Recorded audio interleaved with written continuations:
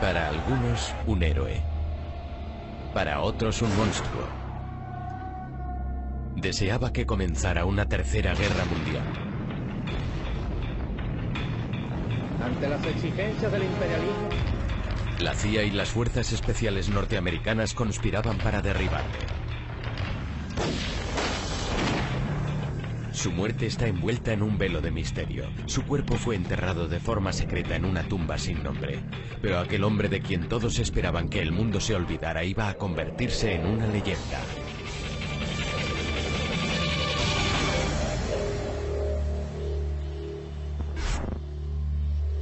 Che Guevara, vida de un rebelde.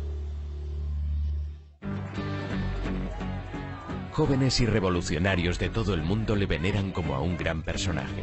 Su rostro aparece en millones de camisetas, pero el Che Guevara auténtico no era una imagen bidimensional, sino un hombre muy complejo y con un objetivo determinado. El Che consideraba que formar parte de una guerrilla era la máxima expresión del género humano. Alguien a quien se prepara para sacrificarse por un ideal, en este caso por la causa del marxismo-leninismo, como solución para los males de la humanidad. Y el único modo de cambiar por completo el orden mundial dominado por el capitalismo yanqui. John Lee Anderson, en su biografía Che Guevara, una vida revolucionaria, explora al hombre que hay detrás del mito. En primer lugar, quería averiguar qué había llevado al hijo de una antigua y acomodada familia argentina de clase media, con todo a su favor en la vida, a abandonar una existencia cómoda y convertirse en el revolucionario más famoso e implacable de su época.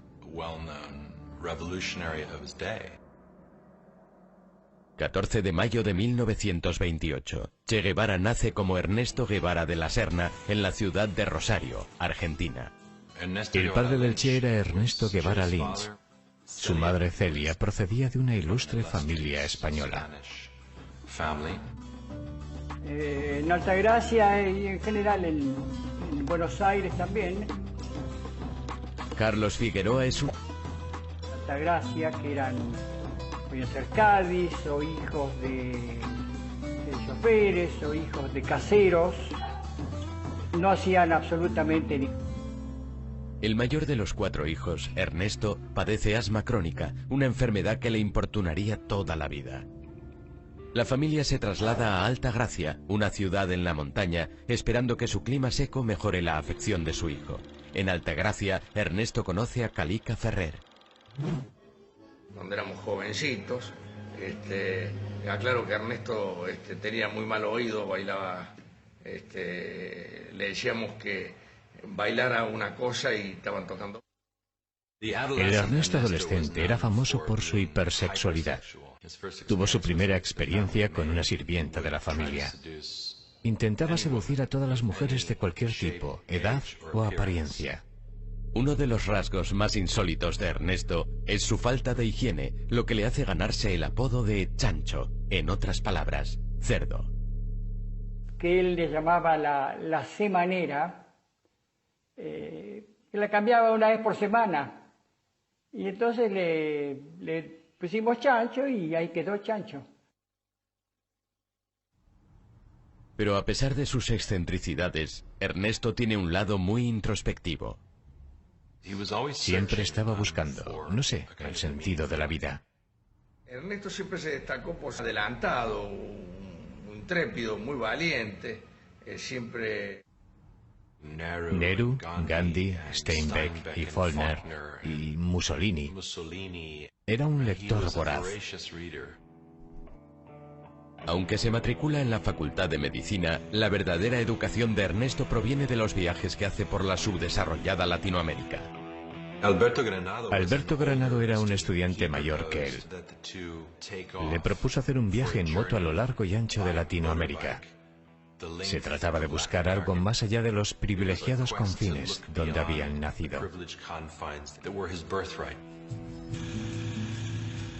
Deja aparcada su licenciatura en medicina y el 4 de enero de 1952, Ernesto y Alberto se ponen en camino en una vieja Norton denominada La Ponderosa II.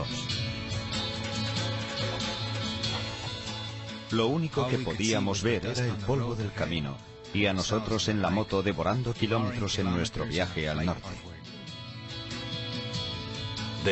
Viajaron hacia la Patagonia y cruzaron Chile, donde la Ponderosa finalmente se agotó. Abandonan la moto y viajan a pie y en la parte de atrás de los camiones y se dirigen a la zona interior de Chile. Subieron al norte para ver la mina de cobre a cielo abierto más grande del mundo, Chuquicamata, que ocupaba un lugar preponderante en la imaginación de los latinoamericanos de aquella época, ya que pertenecía y era explotada por Estados Unidos. Era esa noción de la empresa brutalmente capitalista explotando a los trabajadores locales. Las compañías norteamericanas como Anaconda y Kencott monopolizan la industria minera de Chile. Las empresas norteamericanas iban a América Latina por dos razones: materia prima barata y sueldos bajos. Para un joven nacionalista e idealista de principios de los años 50, fue muy duro constatar las políticas que Estados Unidos practicaba en Latinoamérica. Vio algo que no había visto antes. Vio el rostro de la miseria. En América, siendo como era Ernesto, realmente le chocó terriblemente. De Chile, Ernesto y Alberto se dirigen a Perú y después siguen hasta Venezuela. Tras 7 meses en la carretera, Alberto decide quedarse en Venezuela, mientras que Ernesto vuelve a Buenos Aires para terminar su último año en la Facultad de Medicina con una nueva conciencia social. Todo este recorrido por nuestra América, con A mayúsculas, me ha cambiado más de lo que esperaba. Cuando terminó me dijo: viste, vos no me creías, me acabo de recibir del médico, preparémonos que nos vamos ya de viaje. Ese es el último viaje de carrera. Ernesto y Calica se dirigen a Bolivia. En el camino conocen a otros jóvenes viajeros. Conocer, es decir, Ernesto siente gran curiosidad por el fervor político de los estudiantes y la situación en Guatemala, donde el presidente Jacobo Arbenz está intentando provocar una revolución social mediante una reforma agraria. Arbenz intentaba nacionalizar las tierras no aprovechadas de las grandes empresas norteamericanas de plátanos y frutas, especialmente United Fruit. Por supuesto, la compañía United Fruit estaba muy vinculada a la administración Eisenhower. El secretario de Estado John Foster Dulles había pertenecido al Consejo de Administración de United Fruit y además era el hermano de Alan Dulles, director de la CIA. United Fruit pagó a un cualificado especialista en relaciones públicas para que fomentara el temor a una amenaza comunista en Guatemala, este pequeño y empobrecido país. 24 de diciembre de 1953. En medio de este ambiente cargado, Ernesto llega por primera vez a Guatemala. Muy pronto le presentan a una mujer peruana llamada Hilda Gadea. Hilda se enamoró perdidamente de él de inmediato. Incluso llegó al punto de empeñar algunas de sus joyas para pagar el alojamiento de Ernesto, y finalmente comenzaron a dormir juntos. Ernesto conoce a través de Hilda a los seguidores de un abogado cubano de 26 años, Fidel Castro. Este había encabezado un asalto al cuartel de Moncada, la segunda guarnición más grande que había en Cuba, en su audaz intención de derrocar al presidente de Cuba, general Fulgencio Batista. Muchos de los que asaltaron el cuartel eran estudiantes, exestudiantes, trabajadores, emprendedores, y muchos fueron torturados hasta la muerte, y los que sobrevivieron, incluidos Fidel Castro y su hermano, fueron encarcelados. Castro tiene que cumplir 15 años de sentencia, pero Ernesto está profundamente impresionado con aquellos hombres. A diferencia de sus amigos cubanos, Ernesto no está comprometido con ninguna causa o ideología, pero la destitución de Arbenz, el presidente de Guatemala, cambia sus puntos de vista. El primer golpe de Estado en Latinoamérica patrocinado por la CIA tuvo lugar en Guatemala en 1954. Digamos que el ejército se asustó y se le dijo a Arbenz que dimitiera. Y eso fue lo que hizo. El 27 de junio de 1954 sube al poder Castillo Armas. Muchos le ven como un títere de Norteamérica. Comienza por arrestar a comunistas sospechosos y amenaza a todo aquel relacionado con el antiguo régimen con la cárcel y posiblemente con la ejecución. Ernesto se refugia en la embajada argentina. Terminó por convencerse de que los Estados Unidos eran, tal como los denominó después, el enemigo de la humanidad. Jacobo Arbenz Guzmán sucumbió antes del frío, agresión premeditada de Estados Unidos, escondida tras una cortina de humo de propaganda continental. Ahora, Ernesto se considera marxista. El comunismo parecía ofrecer un futuro y una ideología lista para aplicar en una nueva sociedad que podría surgir de las cenizas de la antigua. Ernesto Guevara se fue de Guatemala convertido en un individuo radicalizado, en busca de una revolución en la que poder luchar. En septiembre de 1954, como muchos otros izquierdistas, Ernesto se dirige a México, donde el expresidente Cárdenas había nacionalizado los yacimientos de petróleo en la década de los 30. México tenía una posición histórica como uno de los países en la órbita de Estados Unidos, pero a finales de siglo supo hacer frente al imperialismo yanqui. Ernesto se vuelve a poner en contacto con sus amigos cubanos, que le presentan a Raúl Castro, quien tras cumplir 22 meses de cárcel por su papel en el asalto de Moncada, va a México e intenta reconstruir la organización de su hermano mayor, Fidel. Se cayeron bien. A diferencia de Fidel, que estaba aún en prisión, era marxista. Batista tiene que rendirse ante la presión internacional y deja en libertad a Fidel Castro, que solo había cumplido 2 años de sentencia. También Fidel se dirige a México. Castro había intentado derrocar la dictadura por la fuerza de las armas en aquel loco asalto al cuartel de Moncada, asalto que muchos consideraron un acto temerario. Ahora estaba exiliado de su patria, y ¿adivinan qué? Iba a organizarse, volver a su país y hacer lo mismo. Mientras Ernesto es reservado, serio, comunista, Fidel Castro no es ninguna de esas cosas. Estaba metido de lleno en la improvisada política de su época y se consideraba a sí mismo patriota y nacionalista.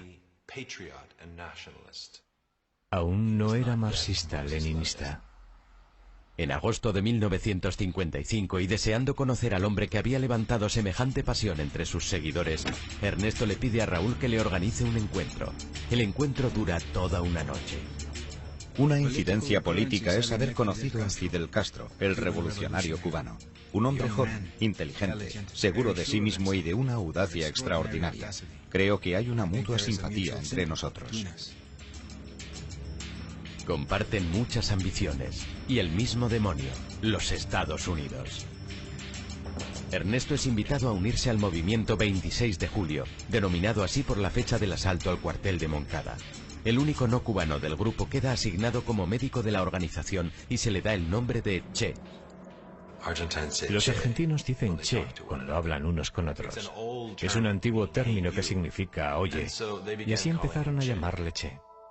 Hilda se había quedado en Guatemala y ahora se reúne con Ernesto. Hilda le dijo que estaba embarazada. Aquello fue un golpe tremendo, pero Ernesto decidió hacer lo correcto y se casó con ella.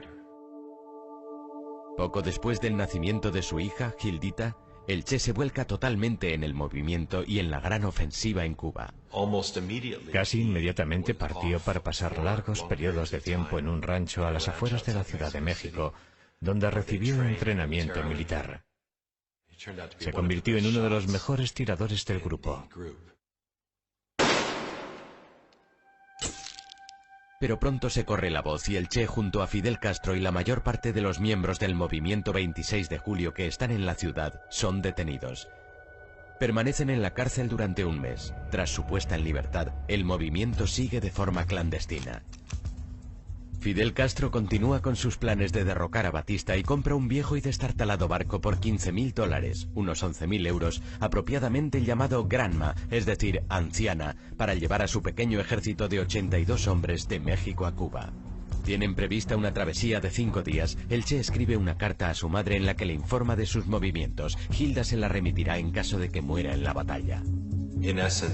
Básicamente se despide de Hilda y de su pequeña hija y les dice que si sobrevive se volverán a ver. Pero la revolución le llama. A las 2 de la mañana del 25 de noviembre de 1955, 82 hombres embarcan en el Granma. Con nuestras luces apagadas dejamos el puerto de Tuxpan, entre un revoltijo infernal de hombres y todo tipo de materiales. Las palabras de Fidel empiezan a hacerse realidad. En 1956 seremos libres o seremos mártires. Su causa era la revolución latinoamericana y su siguiente objetivo Cuba, liberar Cuba. Había dejado de llamarse Ernesto Guevara, se había convertido en el Che.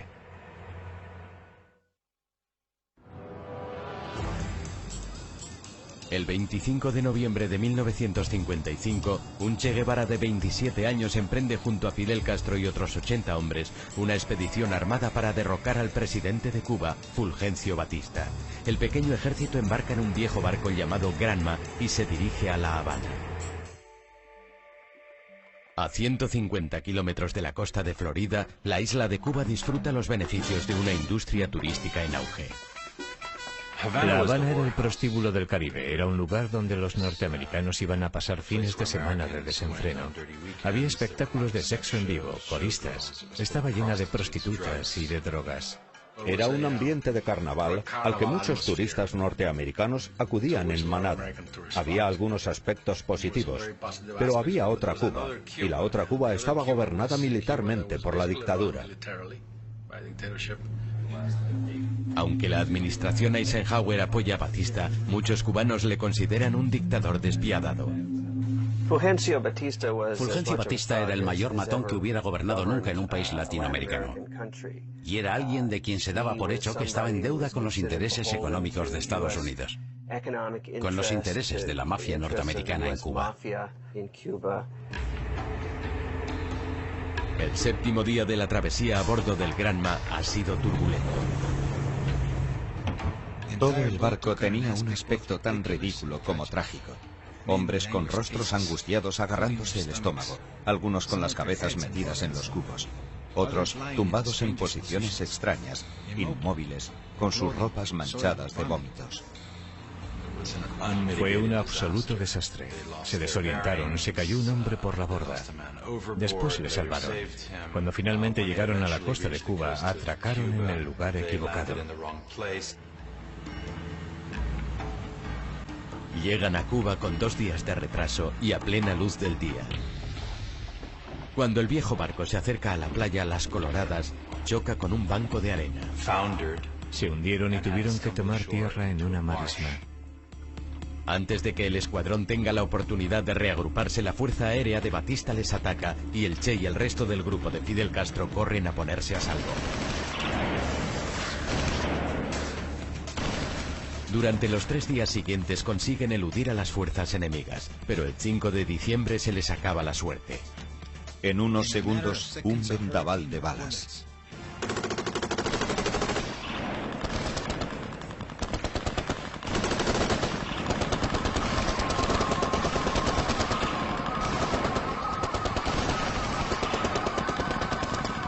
Esto solo aumentado por las escenas dantescas y grotescas. Un robusto guerrillero intentando esconderse tras el tronco de una caña de azúcar y otro, sin saber por qué, pidiendo a gritos silencio en medio del tremendo alboroto. Más de 2/3 fueron masacrados de inmediato. El Che resultó herido en el cuello. En una fracción de segundo tuvo que elegir entre llevarse su rifle y munición o su botiquín de primeros auxilios. Dejó el botiquín y cogió la munición.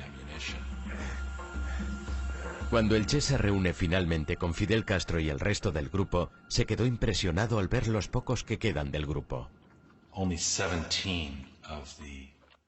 Solo 17 de los 80 hombres a bordo del Granma sobrevivieron. Entre ellos el Che y los hermanos Castro, Fidel y Raúl.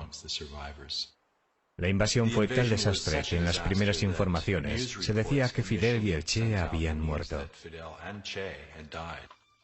Fidel Castro, el Che y los otros se reagrupan y se dirigen hacia la cadena montañosa de Sierra Maestra. Sierra Maestra era la cordillera más cercana a la costa donde habían desembarcado. Fidel planeaba situar allí la base de su movimiento guerrillero.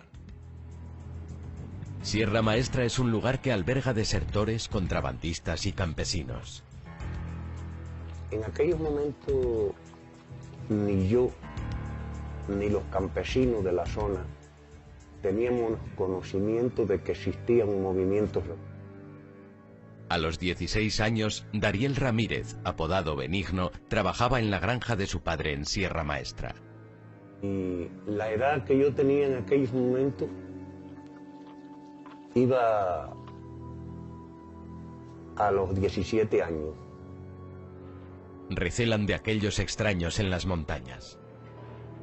¿Quiénes son estos extraños barbudos y malolientes que llevan armas y que han importunado nuestras vidas de forma tan ruidosa?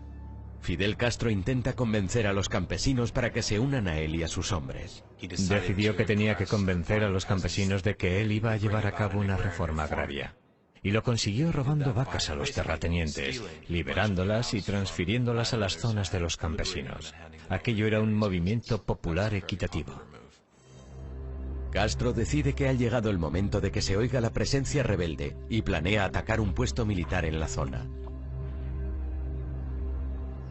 El Che se dirige a su primera batalla. El 22 de enero de 1957 los rebeldes tienden una emboscada a una patrulla militar.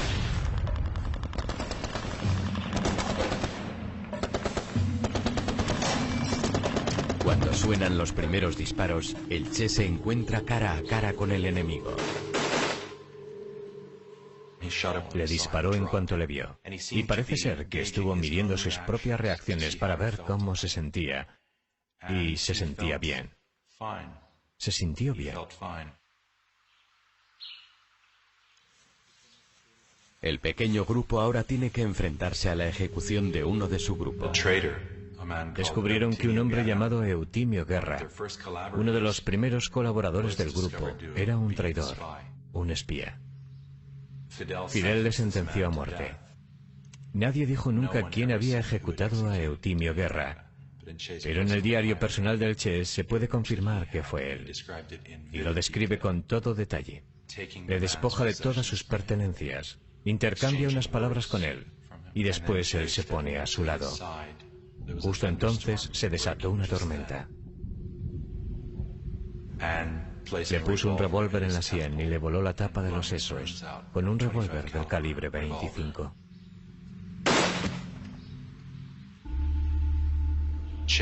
El Che, como médico, inspeccionó la entrada y la salida de la herida y escribió que había dormido bien después de lo que había hecho. A partir de entonces, el Che cambió. La guerra es dura, y cuando el enemigo estaba intensificando su agresividad, uno no podía tolerar ni siquiera la sospecha de una traición. Desconozco el número total de los ejecutados por Che Guevara, pero ciertamente fueron muchos.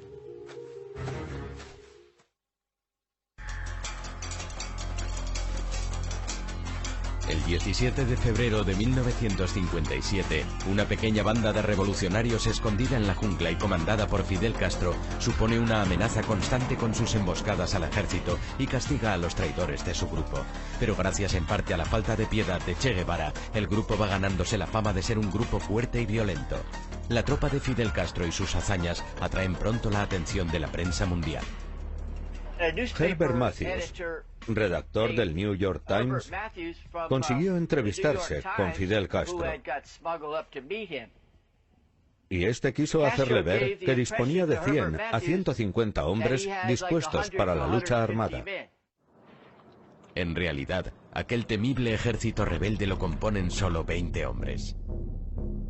Cuando un mes después se publica el artículo, se confirma que Fidel y el Che han sobrevivido al ataque inicial de las fuerzas de Batista y que su movimiento se está desarrollando en Sierra Maestra. En respuesta, Batista despliega 1.500 soldados más para dar caza a los rebeldes. A partir de ese día, yo me convertí en un colaborador del grupo de Fidel y el Che, ¿no?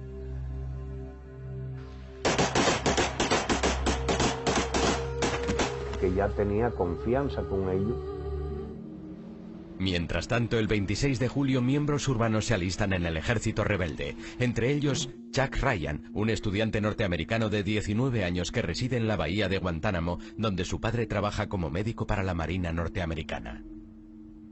Teníamos mucha relación con los cubanos. Éramos todos amigos. Íbamos a sus bodas, bautizos y ese tipo de celebraciones. Yo me ofrecí desinteresadamente a ayudarles, consiguiéndoles armas para luchar contra la dictadura. Pronto invitan a Chuck y a otros 2 adolescentes de Guantánamo a unirse a los rebeldes. Hablamos de ello, arreglamos algunas cosas y les dejamos unas cartas a nuestros padres. Los jóvenes norteamericanos y otros 50 nuevos reclutas son conducidos a Sierra Maestra. Una de las primeras personas que conocieron fue el Che. Creo que enviaron al Che porque muchos de los hombres que venían con nosotros se encontraban bastante mal. Estaban muy cansados, completamente desfallecidos.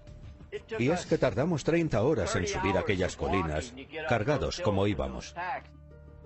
Hay otros voluntarios norteamericanos. Uno de ellos es el joven de 18 años, Don Soldini. Se calcula que todo el ejército rebelde, incluyendo a Fidel, Che, Raúl y mi grupo, consistía en 300 hombres.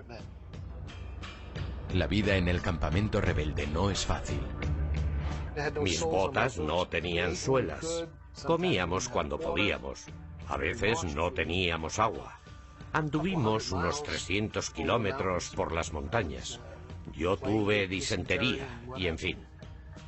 En las selvas de Cuba los rebeldes son vulnerables a todo tipo de problemas de salud que el Che trataba. Teníamos las piernas infectadas por picaduras de mosquitos. Y él nos atendía, nos quitaba las postillas y nos aplicaba sulfamida. A los hombres les daba un poco de miedo que les tratara el Che. Le llamaban Doctor Sacamuelas. Era bastante brusco. Y no era famoso precisamente por su delicadeza. Además de sus funciones como médico, el Che demuestra reiteradamente su valía en el campo de batalla. Se dice que en más ocasiones que Fidel. El Che trataba siempre de poner en práctica la teoría del comunismo. Ir los comestibles, los alimentos por partes iguales. Su buena disposición para enfrentarse a la muerte, para arriesgar su propia vida, fue determinante para conformar un carisma muy poco común, que le proporcionó una fama casi legendaria. Se reveló como un hombre a quien los otros temían, y además respetaban y admiraban. Viendo lo bien que el Che se conduce en batalla, el 12 de julio de 1957 Fidel Castro le asciende a comandante y le asigna el mando de su primera unidad militar, de 75 hombres, denominada Columna número 4. Aquella asignación me hizo entonces el hombre más feliz del mundo. Algunos se sintieron fascinados por sus dotes de mando y su carisma. Sobre todo los chicos muy jóvenes. Muchachos de 15, 16 años. Algunos de ellos eran unos granujillas que se habían convertido en sus discípulos. Llegaron a ser conocidos como los cachorros del Che. Era todo para ellos. Un hermano mayor, un padre, un jefe de guerrilla, un instructor y sobre todo un ideólogo. Les daba clases de alfabetización. Quería que leyeran y escribieran. Otros intentan no atraer su atención. Tengo que reconocer que el carácter del Che Guevara era una complejidad de alma y corazón. Y a veces lo veía con una tranquilidad que condenaba a un chivato a muerte. En octubre, el Che tiene una nueva base en la mesa. Con esta nueva libertad de movimientos, comienza a organizar la zona, comenzando por un arsenal, una panadería, una carnicería e incluso un periódico llamado El Cubano Libre. En febrero de 1958 comienzan a emitir mensajes desde su propia emisora de radio, Radio Rebelde. No todos los guerrilleros saben que están luchando por una revolución comunista. Fidel nunca nos ha dicho de que aquello era comunismo. Los campesinos que lo acompañábamos. Preocupaba mucho el poder y la retórica de Castro y quién era él. En aquella época era una especie de misterio. La CIA y el ejército estadounidense seguían proporcionando armas a Batista. Las tropas de Batista baten Sierra Maestra, pero aún así los rebeldes juegan con ventaja al ganarse el inestimable apoyo de la población local. El ejército de Batista estaba contra las cuerdas y Fidel eligió al Che para llevar la guerra al norte. Tras 18 meses en Sierra Maestra, es el momento de extender la guerra a otras partes de Cuba. Che Guevara y su columna marchan 600 kilómetros hacia la provincia de Las Villas, estratégicamente situada cerca de Santa Clara y la cuarta ciudad más grande de Cuba, a solo 4 horas de La Habana. A finales de 1958 conoció a Aleida March. Ella apoyaba el movimiento del 26 de julio. Aleida había pasado clandestinamente armas y mensajes desde las ciudades hasta el campamento del Che, pero en una de esas misiones la descubren. Acabó en las montañas y uniéndose al grupo del Che. Y al cabo de las semanas, cuando dejaron la Sierra del Escambray para luchar contra el ejército de Batista en las ciudades cercanas a Santa Clara, se convirtieron en amantes. Mientras tanto, la guerra de guerrilla se intensifica.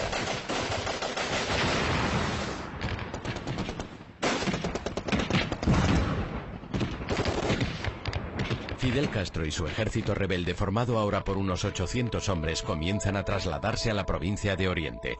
Mientras, el Che ataca cuarteles del ejército utilizando tácticas psicológicas de la guerrilla para ahuyentar al enemigo. Imaginemos un lunes a la 1 de la madrugada. Un rebelde dispara un tiro al cuartel. Y por supuesto, la respuesta es una gran cantidad de disparos. Y a continuación, este rebelde se iba a casa a dormir. La noche siguiente, un rebelde iba a las 11 de la noche y otro a las 4 de la madrugada. Y ambos hacían lo mismo, disparar un tiro. La tercera noche, en aquel cuartel estaba todo el mundo despierto, nadie dormía. Así conseguían que aquellos soldados quisieran marcharse. Y por supuesto, tras 2 semanas, aquella guarnición abandonaba el campamento. Te encuentras en una situación en la que piensas que el enemigo es superior, y eso no puede ser muy bueno para la moral de la tropa, lo que definitivamente afectó al ejército de Batista.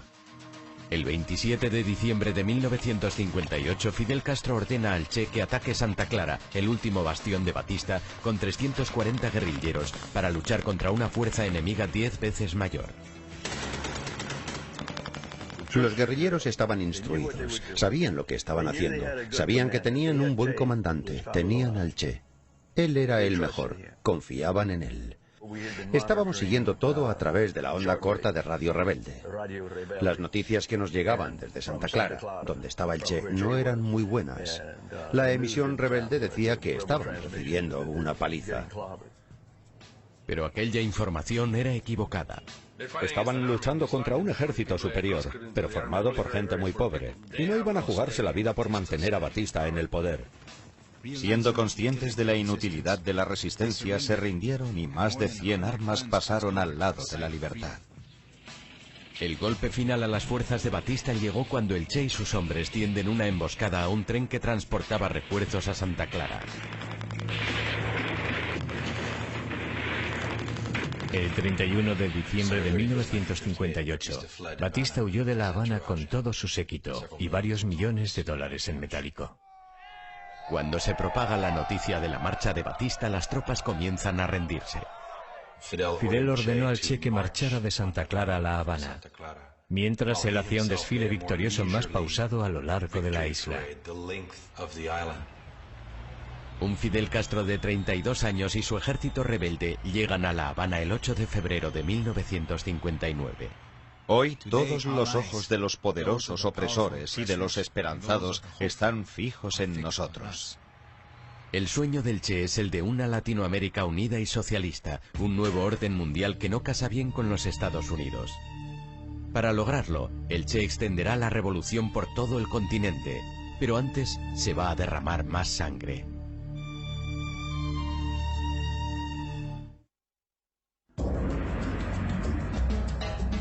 ...2 de enero de 1959, La Habana, Cuba. Tras 2 años de guerra contra las fuerzas del presidente cubano Fulgencio Batista, una guerrilla comandada por Fidel Castro y por Che Guevara se ha hecho con el control de Cuba.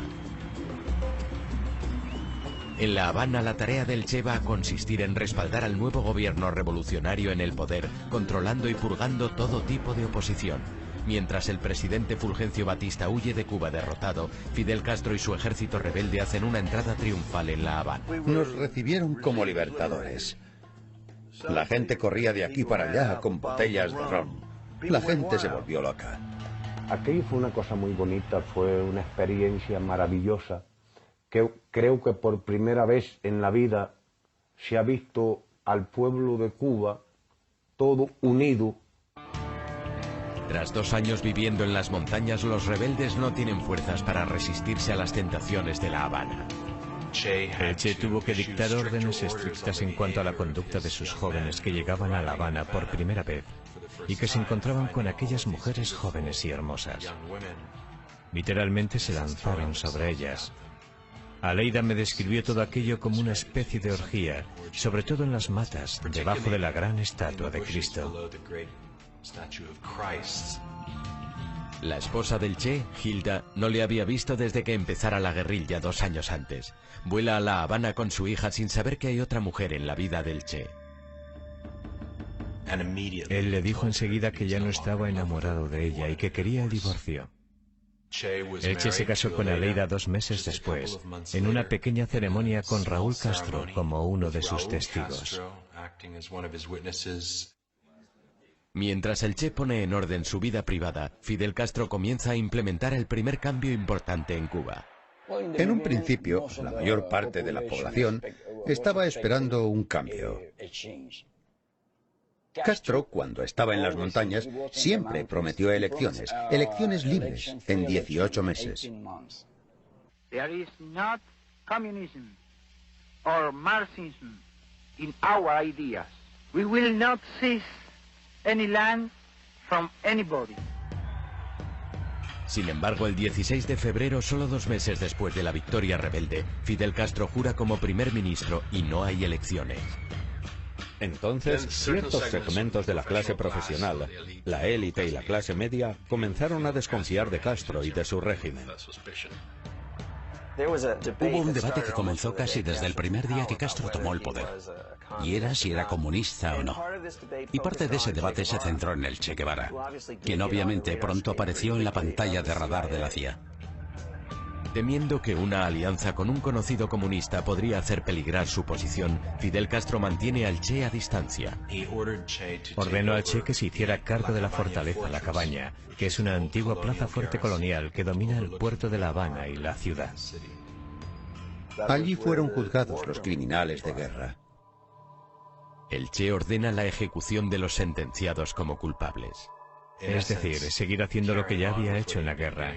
Juicios sumariales a torturadores, a los hombres acusados de crímenes de guerra, y llevando a término sus ejecuciones.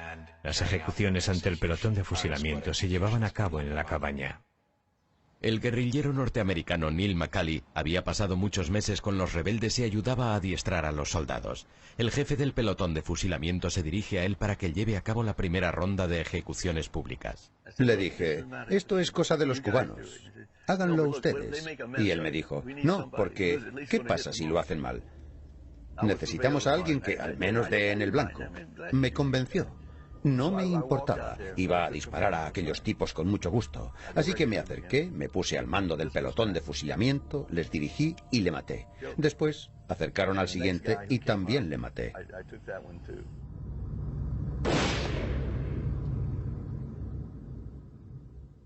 Durante el siguiente año y medio son ejecutados por los pelotones de fusilamiento cientos, algunos dicen que miles de personas. Aquellas muertes ayudan a fortalecer la espeluznante reputación del Che. Ambos eran unos asesinos, unos criminales. Castro mató a miles de personas y Che Guevara también mató a miles de personas. Así que el Che también era un demonio. Además de los culpables, algunos aseguran que también fueron ejecutados muchos inocentes. Por esa razón, muchas personas le odian, porque fue el causante del dolor y el sufrimiento en muchísimas familias. ¿Mataron a inocentes? Yo no conozco ningún caso. Lo que esto provocó fue que se mostrara a un Fidel a quien solo le importaba el negocio, nada de revolución. Cuba era un lugar peligroso. Mientras el Che continúa con los tribunales de guerra, las mismas preguntas que se hacen en Estados Unidos respecto al nuevo régimen se las hace también al otro lado del mundo el primer ministro soviético Nikita Khrushchev. Mi padre preguntó a la inteligencia, al KGB, a sus analistas políticos, ¿quiénes son esos tipos? Y le respondieron que eran dictadores de Centroamérica en sustitución de otro dictador de Centroamérica que con toda seguridad estaban a favor de Estados Unidos y tal vez eran agentes de la CIA. No tenían ni idea de que pudieran ser socialistas. Siendo consciente de que tiene que mitigar la preocupación de Estados Unidos, Fidel Castro viaja a Washington el 15 de abril de 1959. Se reunió con el vicepresidente Nixon. Afirmó en la prensa norteamericana que él no era marxista, lo desmintió una y otra vez y dijo ser humanista demócrata. Durante aquellos meses iniciales todos hacían conjeturas respecto a Fidel.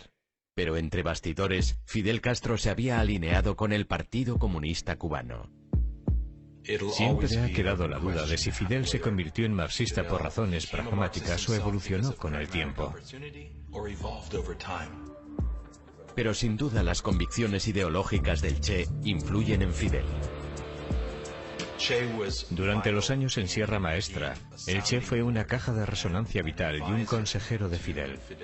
Él le forjó como un hombre fuerte y revolucionario, y también contribuyó a su cambio de rumbo hacia la izquierda. Fidel Castro comparte con el Che ideología y la voluntad de cambiar Cuba. De forma secreta se reunía con el Che y algunos de sus compañeros más radicales para trazar los planes del futuro Estado comunista de Cuba. El gobierno comienza a preparar la reforma agraria cubana, ley que promulga la confiscación de la propiedad privada. Pero antes de poner en práctica el plan, el Che es enviado al extranjero. Los espías norteamericanos que vigilaban Cuba, e incluso muchos cubanos, creían que Fidel había marginado al Che. Era excesivamente radical. El 12 de junio de 1959, el Che sale de Cuba para visitar Asia, África y Europa, y toma su primer contacto con la Unión Soviética. Les ofrece un trato. Estados Unidos había rechazado comprar varios millones de toneladas de azúcar cubano. Eran las normas en la Guerra Fría. Aunque tú no pensaras que esas personas podrían ser tus aliados o tus amigos, si intentaban hacer algo que fuera negativo para tu enemigo, tenías que ayudarles. Los soviéticos aceptan comprar lo que los norteamericanos habían rechazado. Necesitaban armas. Así que la Unión Soviética comenzó a venderles antiguos tanques soviéticos y algunos aviones y aviones de combate. Los soviéticos también les proporcionan petróleo que las refinerías pertenecientes a Estados Unidos se niegan a procesar. El Che tenía un rostro público y una existencia clandestina que Fidel asumía y alentaba. Como recompensa, Fidel le da al Che un papel importante en el gobierno cubano como director del Ministerio de Industrialización y es nombrado presidente del Banco Nacional de Cuba. Mostraba su desdén por el mundo de las finanzas y el dinero, firmando los billetes del Banco de Cuba simplemente con la palabra Che. Firmó las primeras monedas oficiales solo con la palabra Che. Y en mi opinión, aquello fue un insulto al pueblo cubano. Fue un insulto. La estructura capitalista de Cuba está llegando a su fin. Castro bajó el nivel de vida de Cuba, por lo que, en vez de hacer más ricos a todos, hizo muchísimo más pobres a todos. Fidel Castro decreta una reforma agraria y el 7 de mayo de 1959 se llevan a cabo las primeras confiscaciones de las grandes propiedades agrícolas. La gente comienza a ver la realidad de lo que va a venir. Y muy pronto los cubanos comienzan su éxodo a Miami. Mientras miles huyen de Cuba, el Che aborda un plan incluso más radical. Un argumento favorito del Che era que para que Cuba llegara a ser totalmente soberana políticamente, tenía que ser económicamente independiente de Estados Unidos. Y la única forma de conseguir aquello era cortando todos los lazos económicos con los Estados Unidos. Estados Unidos ha invertido millones de dólares en Cuba. Todo pertenecía a Estados Unidos. La compañía eléctrica, los puertos, las minas, la línea aérea que volaba 2 veces al día a Miami, las cadenas de televisión. A la negativa de Estados Unidos de refinar el petróleo de Cuba, Fidel responde nacionalizando todas las compañías petroleras extranjeras. En represalia, Estados Unidos rompe todas las relaciones diplomáticas. Menos de 10 meses después, todas las empresas norteamericanas son embargadas. Washington contraataca y anuncia un embargo comercial de todas las exportaciones de Cuba. Mientras aumenta la tensión con Estados Unidos, en Cuba cualquier tipo de oposición al régimen es vista como contrarrevolucionaria y un delito. Incluso está mal vista la práctica de la religión. Varias docenas de sacerdotes católicos son expulsados de la isla. Juramos sobre la Biblia y prometimos luchar hasta que Cuba fuera libre, o hasta la muerte. Y muchos de los fundadores de mi organización, MRR, Movimiento de Recuperación Revolucionaria, murieron frente al pelotón de fusilamiento. Los asesinatos fueron terribles. Se producían en todas partes. Yo no quería vivir bajo un régimen como aquel, ni mi esposa tampoco.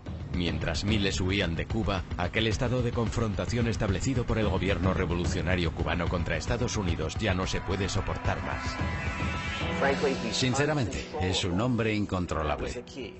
Esa es la clave, no podemos controlarle. El servicio interno de la CIA dice que Fidel Castro tiene que ser eliminado y la revolución cubana anulada. Y necesitamos poner en marcha un plan para derrocar el gobierno de Castro. Mientras la visión del Che de una Cuba socialista se hace realidad, el presidente Eisenhower mantiene reuniones a puerta cerrada. Ha llegado el momento de la acción. Está a punto de empezar una guerra secreta.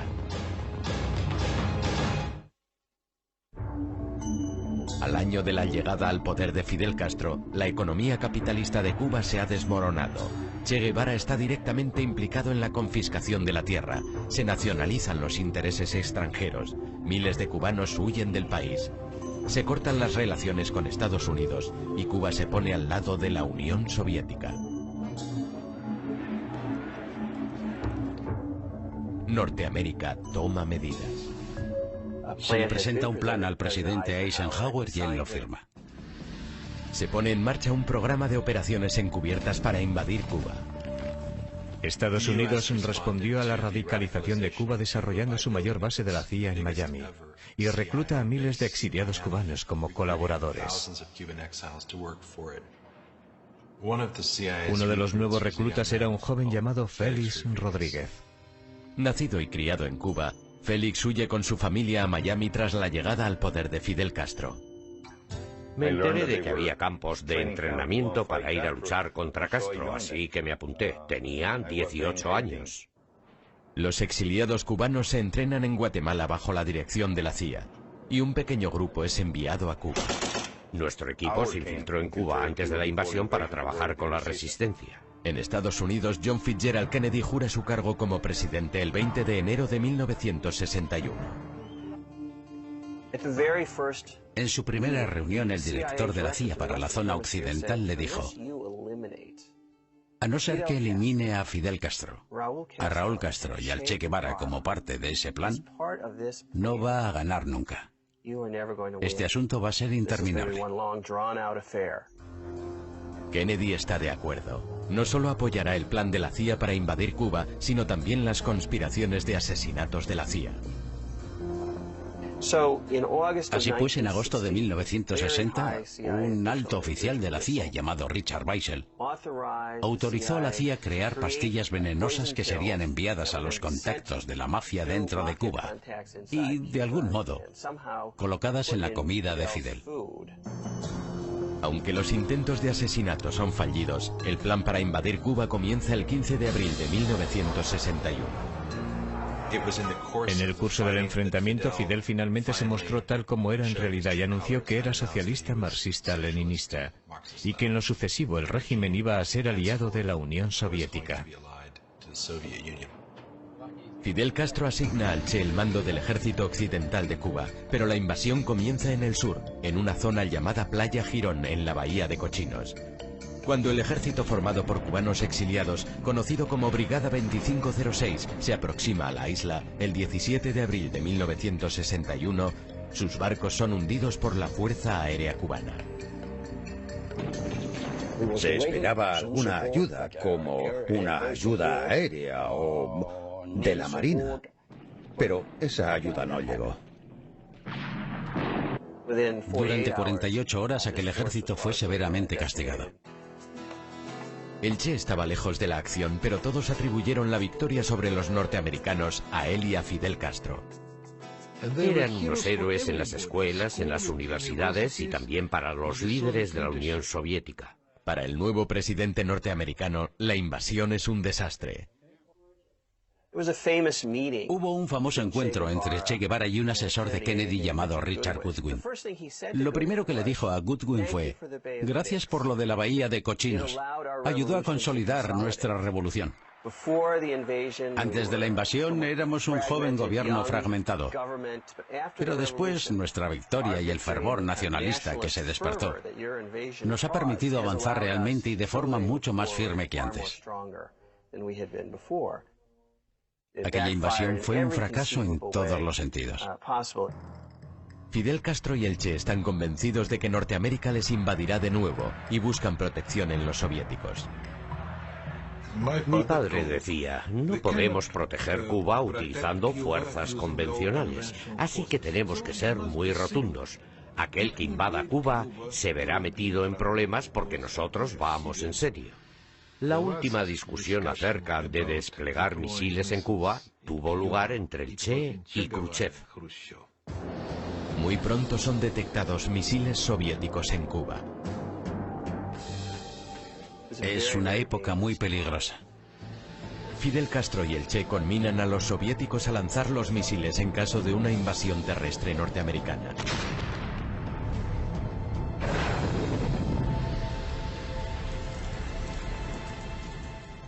Castro se mostraba tan agresivo que Khrushchev le excluyó de aquellas negociaciones. Sin consultar con Castro ni con el Che, Khrushchev hace un trato con Kennedy. Norteamérica no invadiría Cuba y nosotros nos llevaríamos nuestros misiles. Para Fidel Castro y el Che, aquello es un acto de absoluta traición. Y fue el Che, el primer oficial cubano que se enfrentó a un oficial soviético para leerle la cartilla. Desilusionado con los soviéticos, el Che es consciente de que tiene que buscar otros socios de izquierdas. Encuentra lo que estaba buscando en China. La revolución maoísta era la revolución extrema, y Che Guevara pertenecía a ese extremo. El Che se queda impresionado con los planes de Mao Zedong para llevar a China desde una sociedad agraria a una moderna sociedad comunista. El Che quiere hacer lo mismo en Cuba. Tiene una visión ideal del nuevo hombre socialista, aquel que trabaja para lograr un mayor bienestar general y no un beneficio personal. Ahora, en nuestra Cuba, trabajar tiene un nuevo significado y se hace con una alegría renovada. La idea era crear un nuevo hombre que estuviera dispuesto a sacrificarse en favor de los demás. Construir un paraíso socialista con trabajo duro y dedicación. Muy a menudo dormía en su despacho. Incluso algunas visitas famosas a veces le encontraron dormido en el suelo. Inició un programa de trabajo voluntario. Y en su único día libre, él mismo solía ir a cortar caña. Insta a sus colegas a que hagan lo mismo. En La Habana se ganó la fama de ser un poco aguafiestas. Su esposa Aleida y sus 4 hijos están también sometidos a su rígida ideología. En casa era austero y severo. Se negó a que su esposa Aleida usara el coche oficial del ministerio. Tenía que coger el autobús. Si algún dignatario extranjero le hacía un regalo, ella tenía que devolverlo. El Che también tiene otras arriesgadas campañas en mente. El Che quería centrarse mucho más en una revolución internacional. Comenzó a hacer renacer sus esperanzas de extender la revolución socialista a otras partes de Latinoamérica, como una forma de crear un respiro, de abrir un nuevo pulmón para Cuba en el hemisferio. Los soviéticos le veían cada vez más como una especie de radical peligroso y prochino, y plantearon sus críticas a Fidel. El Che es consciente de que la situación en Cuba se está complicando y empieza a pensar en marcharse. El Che se daba cuenta de que Fidel era completamente dependiente económicamente de la Unión Soviética, y él estaba en condiciones de marcharse y revolucionar el mundo socialista. Para lograrlo tendrá que enfrentarse a la Unión Soviética, poner en peligro su relación con Fidel Castro y ponerse a sí mismo en la línea de fuego.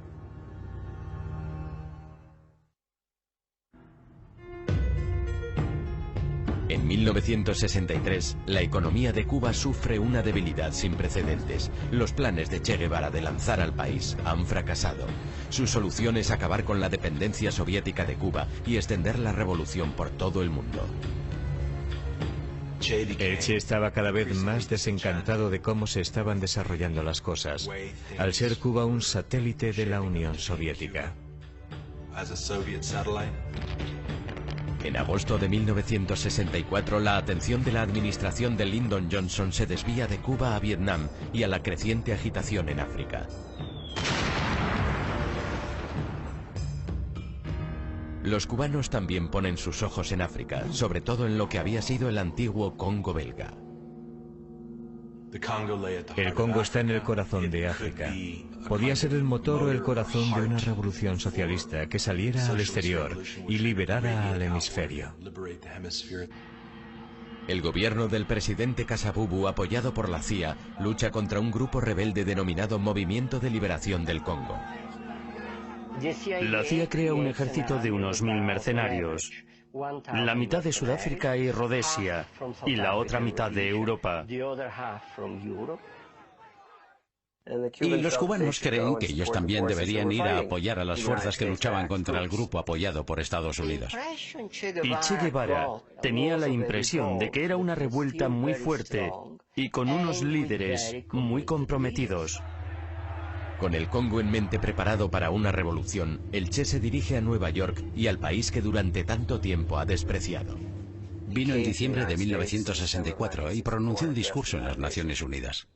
Total de los artefactos termonucleares y apoyamos la celebración de una conferencia de todos los países del mundo para llevar a cabo estas aspiraciones de los pueblos.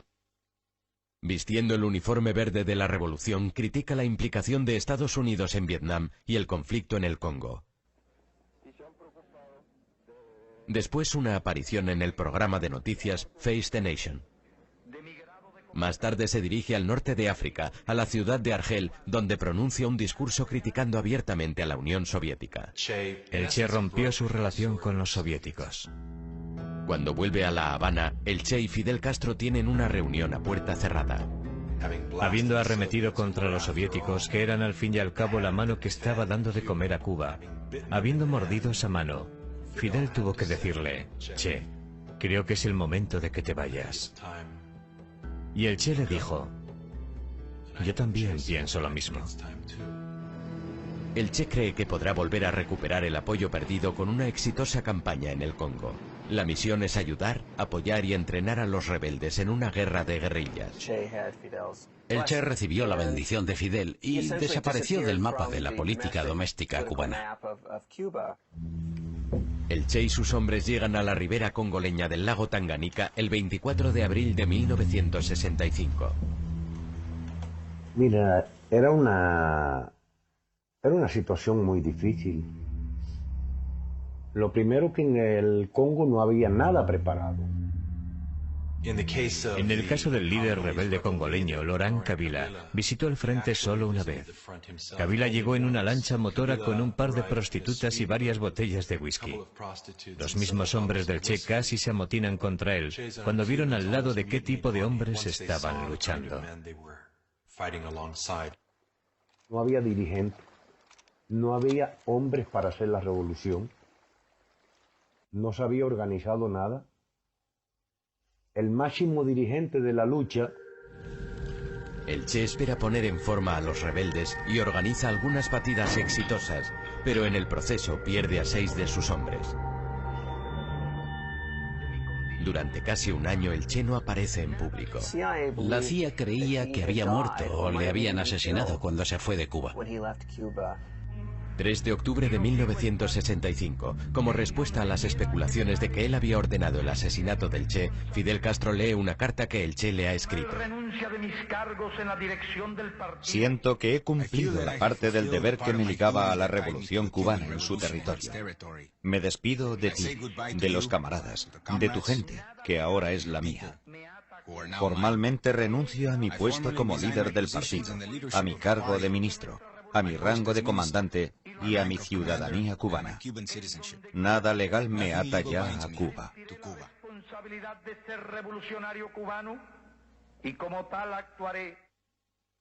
El Che no esperaba que la carta se leyera en público.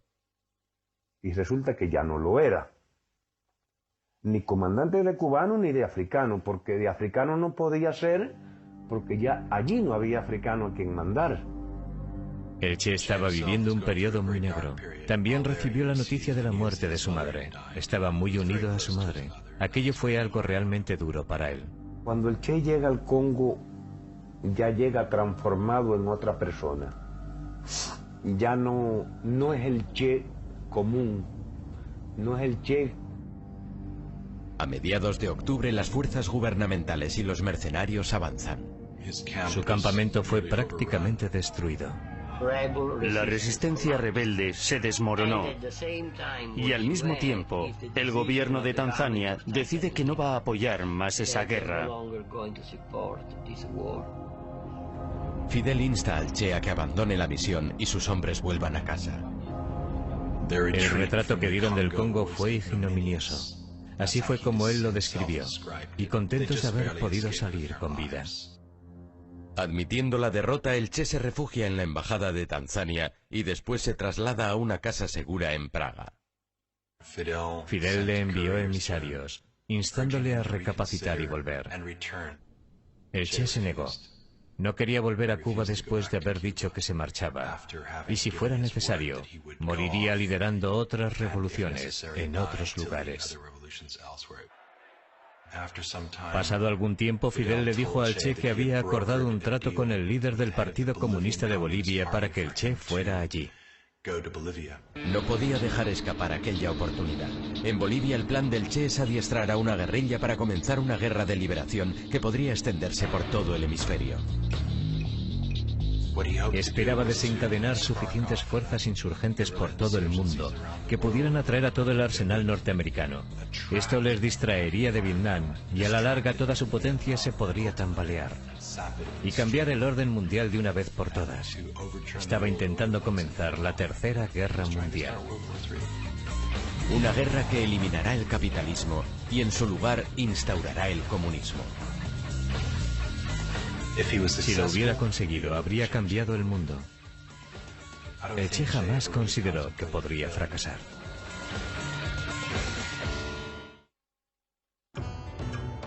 Después de la misión fallida en el Congo y de que la carta de su adiós a Fidel saliera a la luz, el Che se niega a volver a Cuba sin un éxito.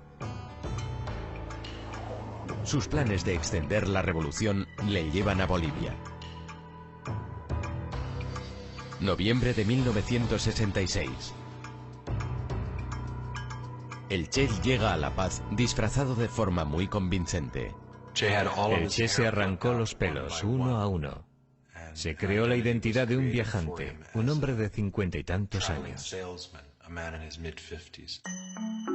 Se dirige a la base de Nancahuazú, donde se reúne con Loyola Guzmán y otros miembros del Partido Comunista de Bolivia. Era militante de la Juventud Comunista de Bolivia desde el 60 y por esa razón, como era parte de la Dirección Nacional de la Juventud Comunista. El Che explica la misión al grupo.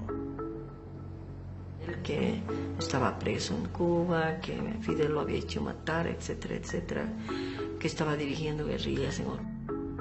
Pero pronto el Che cambia de planes. En vez de utilizar Bolivia como base para iniciar la revolución en otros países, la utilizará como el punto de arranque de la revolución que él mismo liderará. El secretario general del partido, el señor Monge, fue al campamento y habló con el Che Guevara.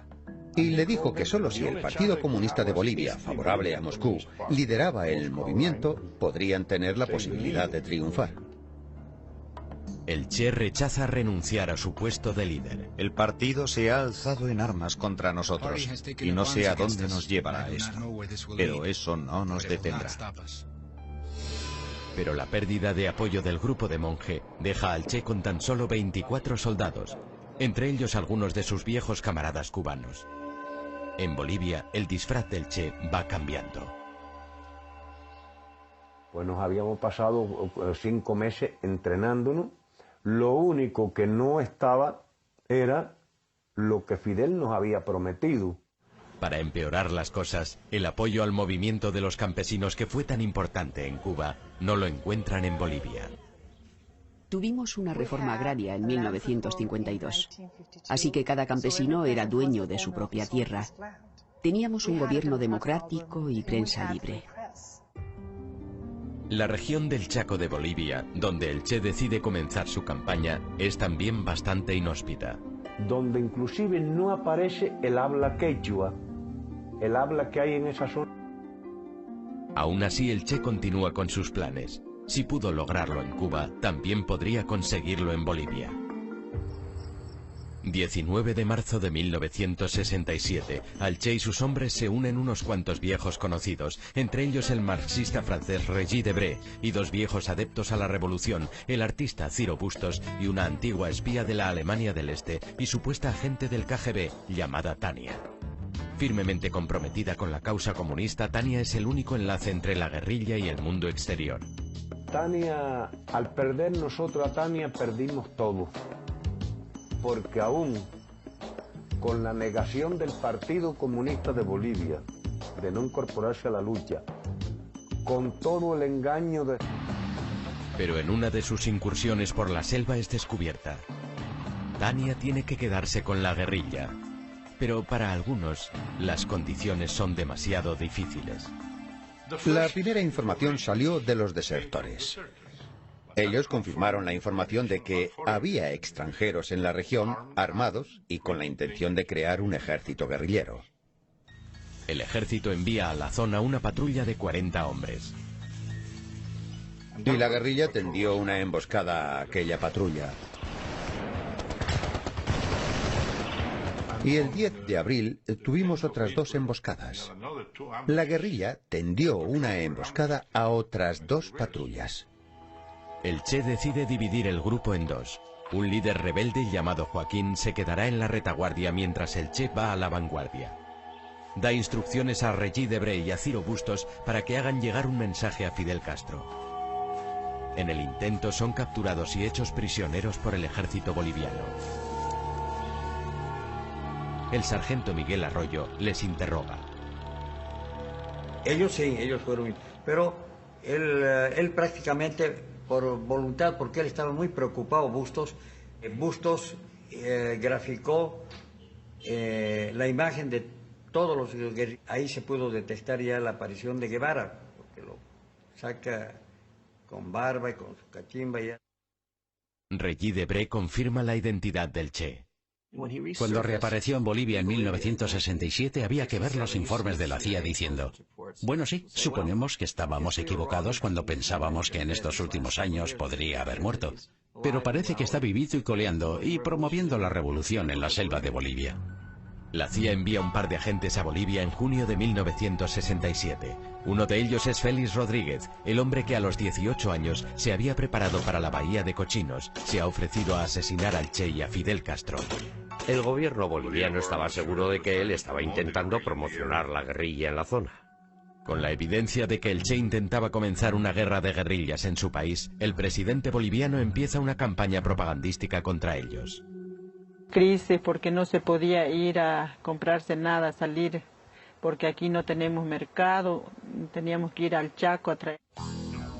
Con el Che Guevara de nuevo en el punto de mira, Norteamérica empieza a prepararse para ayudar a los bolivianos. Está muy claro que durante el verano de 1967 este asunto pasa a ser absolutamente prioritario para la CIA. Lyndon Johnson seguía día a día la evolución de los pasos que se daban para localizar y eliminar al gran revolucionario Che Guevara. Un legado de la presidencia de Kennedy es la creación de un grupo contrainsurgente de élite conocido como los Boinas Verdes y que son desplegados en Bolivia. La misión consistía en entrenar, empezando de cero, un batallón boliviano, entrenándolo específicamente para perseguir al Che Guevara y su guerrilla. Se seleccionan 800 soldados bolivianos que son entrenados en un campamento llamado La Esperanza. Metódicamente, ¿no? Pero acá nos dimos el gusto de mucha práctica con munición de guerra, particularmente con ametralladoras, con fusil. Eran unos estudiantes muy dispuestos, ponían mucho entusiasmo, llegaron a ser buenos soldados. Como las cosas se caldean en Bolivia, el Che decide que es hora de marcharse, pero no sin todos sus camaradas. Han pasado 4 meses desde que la columna del Che vio por última vez a la retaguardia que dejaron en el campamento con los enfermos, incluida Tania. Físicamente estaba muy mal. Tenía un cáncer de útero que la estaba matando. El informe de la guerrilla decía que apenas podía caminar, por lo que estaba retrasando los movimientos de la guerrilla. El Che quiere reunirse con el grupo para dirigirse a los Andes y poder escapar. A solo días de diferencia, ambos grupos comienzan a trasladarse por separado hacia Río Grande. El 31 de agosto, la columna de Joaquín llega allí la primera. Preguntaron a un campesino cómo hacer para cruzar el río. Pero el campesino les delata e informa al ejército del lugar exacto por donde Joaquín piensa cruzar el río. Y cuando comienzan a cruzar, sufren una emboscada. Y los matan, incluyendo a Tania, la única mujer del grupo. Le dispararon a ambos brazos, después al cuerpo y se hundió en el agua. Básicamente todo el grupo fue aniquilado, con la excepción de 2 individuos. Una vez que sus camaradas de la segunda columna fueran eliminados, la historia de Che Guevara en Bolivia fue realmente una historia de supervivencia. Una especie de viaje épico. Se movieron por una jungla terrible, calurosa, llena de espinos, hacia los Andes. Desnutridos, sufriendo emboscadas, enfermos. En septiembre, un Che de 39 años y sus hombres han estado moviéndose por la dura jungla boliviana durante 10 meses. El Che pierde casi la mitad de su peso. Su cabello está apelmazado y largo. Sus hombres tienen alucinaciones. El chino Juan Pablo Chan, ciego, o sea, miope, sin gafas, se le habían roto. Tenía problemas en sus piernas, no se podía... El Che envía a Benigno a buscar las tan necesitadas provisiones. Cuando se acercaban al pueblo de La Higuera, se encontraron con una emboscada del ejército.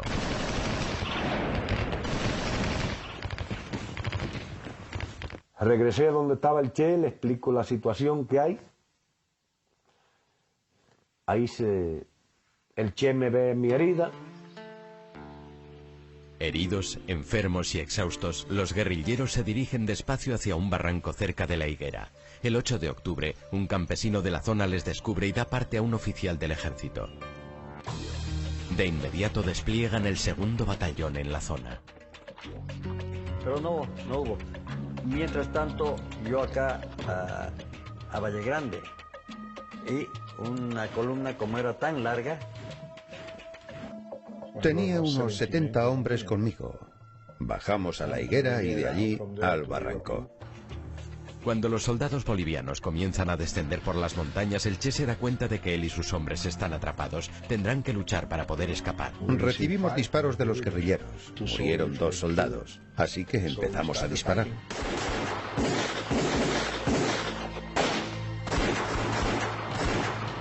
Los soldados superaban en número a los guerrilleros.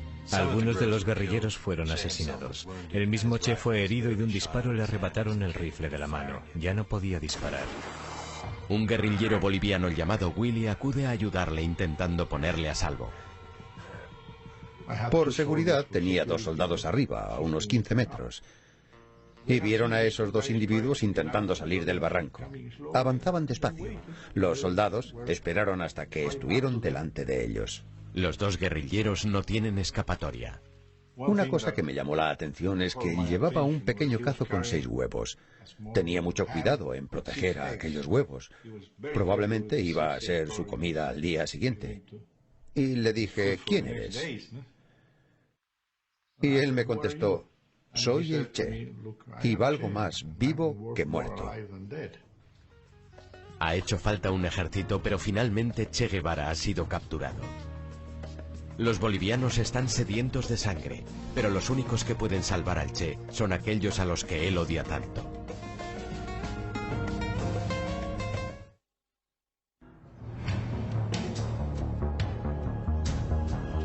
...8 de octubre de 1967...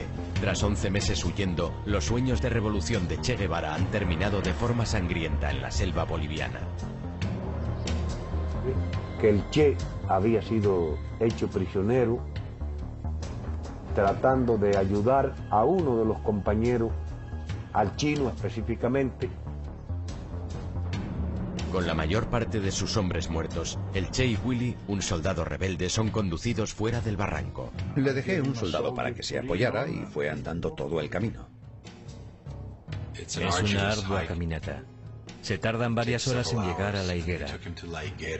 Allí le introdujeron en la pequeña escuela de adobe del pueblo. Lo metieron al Che al aula donde yo trabajaba y custodiaban ellos de una manera bien... Curiosa, la maestra de la escuela local, Julia Cortez, pide que le dejen ver al prisionero. Sofisticado en su vestimenta, ¿no? Esa era mi curiosidad tan grande que yo tenía de ver cómo era esa persona tan especial. Luego, como estaba un poquito oscuro, iba a salir, pero que no había ese rato a quien preguntar, que tendría que esperar que retorne nuevamente alguien del lugar donde estaban concentrados. La tomó con mucho gusto y luego me agradeció, me dijo... El capitán Gary Prado también habla con el Che. Le pregunté, ¿por qué no se rindió hace unas semanas? ¿Por qué no disolvió a sus guerrilleros? ¿Dónde iba a ir?, me dijo. Ese era su auténtico drama. No tenía dónde ir. En Vallegrande, el agente de la CIA, Félix Rodríguez, y los otros mandos bolivianos reciben la noticia. Aquella noche lo celebramos, compramos un par de botellas de whisky y lo celebramos.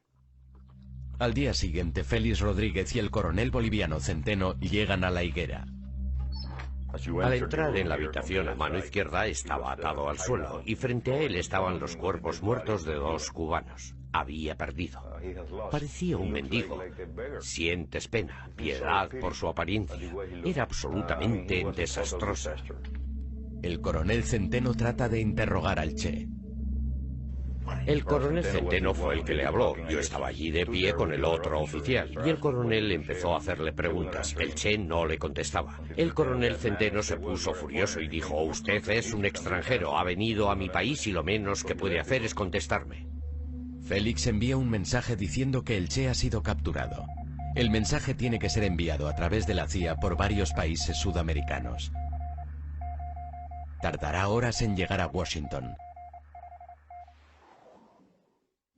Félix vuelve a la escuela para ver si el Che quiere hablar con él.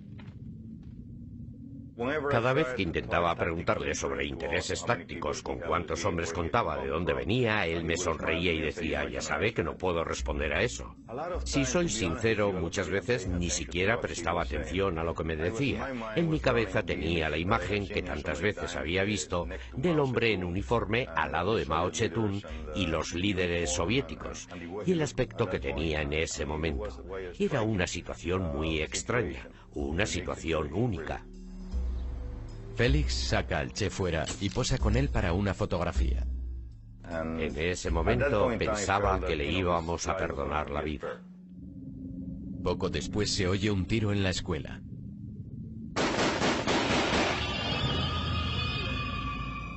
Pensé que le habían disparado al Che. Fui corriendo, abrí la puerta y él me miró. Le miré, fui a la otra habitación y le vi a Willy que estaba agonizando. Y el soldado que le disparó me dijo, mi capitán intentaba escapar, lo que era ridículo. Recibió la orden de ejecutarlo. Al final de aquella mañana llega un mensaje del alto mando de Bolivia en La Paz, dirigido al oficial de mayor rango en aquel lugar. El coronel Centeno estaba en el campo, todos los capitanes estaban con él. Allí solo estábamos 2 tenientes y yo. En la hilera yo tenía el rango de capitán, por lo que me llamaron a mí. Los bolivianos tienen un código cifrado. Sabíamos de antes que 500 significaba el Che, 600 muertos, 700 mantenerle vivo. Les pedí que me lo repitieran y lo confirmaron. Era 500-600 del alto mando. Entonces fue cuando recibí la orden 500-600. El coronel Centeno regresa a la higuera. Félix le sugiere revocar la orden. Mi coronel, hay órdenes de sus mandos de eliminar al prisionero. La orden de mi gobierno es intentar mantenerle vivo a toda costa. Tenemos helicópteros y podemos llevarle de aquí a Panamá. Pero los bolivianos no se volverán atrás. El Che es demasiada responsabilidad. Lo quieren muerto. Custodiaban ellos de una manera bien responsable, ¿no? La maestra de la escuela, Julia Cortez, aborda a Félix. Entró donde yo estaba y me dijo, mi capitán, ¿cuándo le van a matar? ¿Por qué dice eso? Me mostró la radio y me dijo, en la radio están diciendo que ha muerto a causa de las heridas sufridas en el combate. En ese momento me di cuenta de que no tenía sentido esperar más. Sin noticias de Washington y con el presidente de Bolivia exigiendo la muerte del Che, Félix decide proceder a la ejecución. Era su decisión, su guerra, y él atacó a su país. Era su responsabilidad y yo no podía interferir. Dejé que la historia siguiera su curso.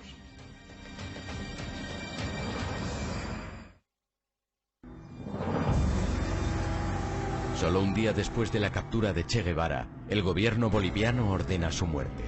Las noticias afirman que ha muerto en la batalla. Encerrado en una celda junto a los cadáveres de sus compañeros, el Che espera su destino.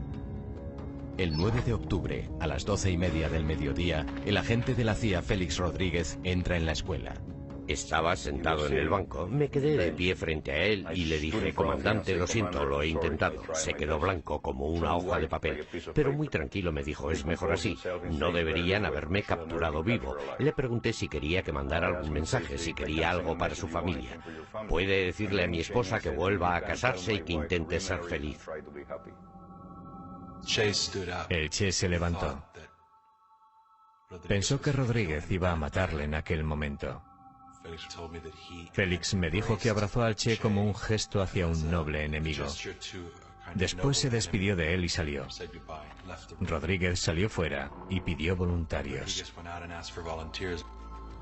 Mario Terán, un joven sargento, da un paso al frente. Al saber que él iba a ser el ejecutor, me acerqué y le dije, no le dispare por arriba, hágalo por abajo, ya que se supone que ha muerto debido a las heridas sufridas en combate. Terán entra en la escuela listo para ejecutar al líder rebelde. Cuando ve a Terán entrar en la habitación, sabe que aquel es el hombre que le va a matar.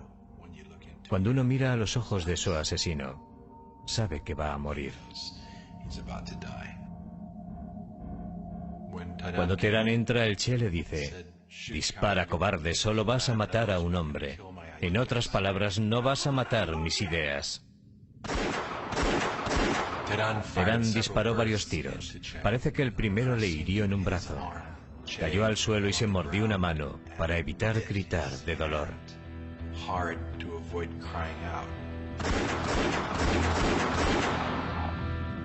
Después Terán le remató con otra ráfaga. Entraron en su cuerpo unas 8 balas. La bala fatal le entró en el tórax y se asfixió en su propia sangre. Cuando llegaron el capitán Gary Prado y el capitán Centeno, entramos todos en la habitación. Y el capitán Prado dijo, mi capitán, creo que hemos terminado con la guerrilla en Latinoamérica. Y lo subieron al helicóptero en las alas, no lo han metido ni adentro. Y ahí yo lo he visto con mis ojos, todavía lo amarraron con una... Antes de que partiera el helicóptero, se acerca un sacerdote. Le dio la última bendición. El Che, un hombre ateo que no creía en Dios, recibió la bendición de la Iglesia Católica. Trasladan el cuerpo del Che al hospital local en Valle Grande. Personas de la zona recorren kilómetros para ver su cuerpo. Uno de ellos es el fotógrafo local, René Cadima. Servicio de inteligencia, ninguna persona enfoca cuando el Che esté llegando. No, nadie saca fotos, nosotros le vamos a dar enseguida, no dijeron, que si no se le va a decomisar su cámara. Entonces no sacamos nada. Aquella noche Félix se reúne con militares de alto rango del ejército boliviano. A uno de los generales le preocupa que la gente no crea que ese sea realmente el cadáver del Che. Decía, si Fidel Castro desmiente que sea el Che Guevara, nosotros tenemos que probarlo. Y dijo, córtenle la cabeza y pónganla en formaldehído.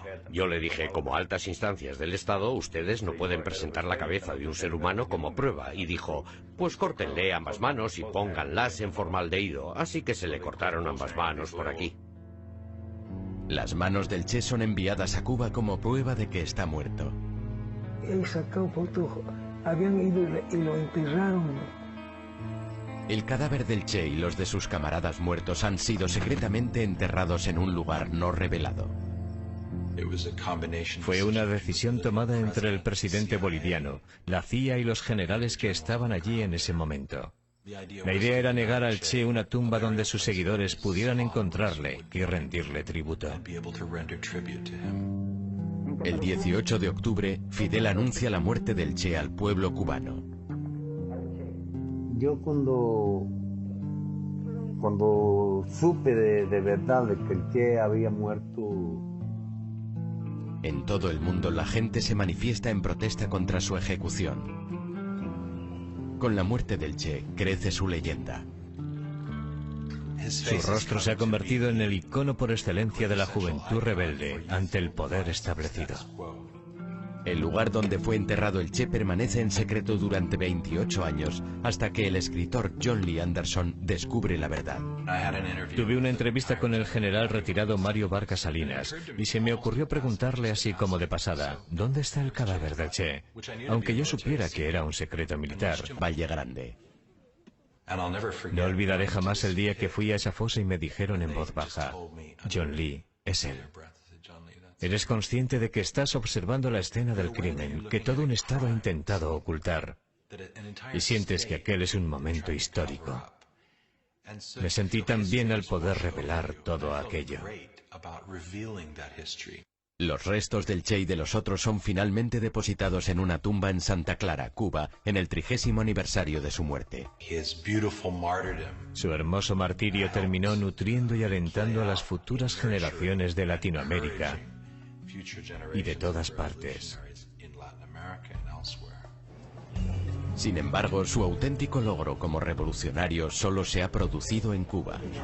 El problema es que fracasó. Ninguna de las cosas que quiso cambiar han cambiado todavía. La mayoría de las personas que tuvieron relación con el Che y de algún modo le ayudaron, pagaron las consecuencias. Son los que quedamos. No queda más nadie, ni de boliviano ni cubano. Te voy a decir una cosa, antes de contestarte esto. Yo en parte me alegro de que el Che... Benigno vive ahora en el exilio en París y en Cuba es considerado un traidor.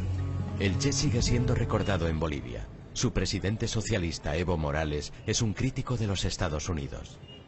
Guevara en Bolivia, Che Guevara, Fidel Castro, un grupo que ahora, sin levantar armas contra el imperio, contra los nuevos patrones en Bolivia y en Latinoamérica, pues estamos no solo en tiempos de lucha, sino en tiempos... Habían algunos partidos políticos de izquierda, oportunistas, que no apoyaron esa lucha de Che Guevara. Actualmente ya nadie habla de la guerra de guerrillas. Es todo terrorismo. Ya no hay Ches Guevara, solo Osama Bin Laden y personas como él. El Che era casi un purista. No estaba de acuerdo con el terrorismo. En la guerra del Che no había coches bomba. No había terroristas suicidas. Había una idea de sacrificio noble. En definitiva, el Che era una paradoja. Era alguien con cuya indignación social y pasional puedo identificarme y entender. Pero también era alguien cuya, a veces, fría lógica, y cuya retórica, y cuyas acciones me parecen terribles. Alguien que anhelaba cambiar el mundo y que lo intentó, pero que, en última instancia, fracasó.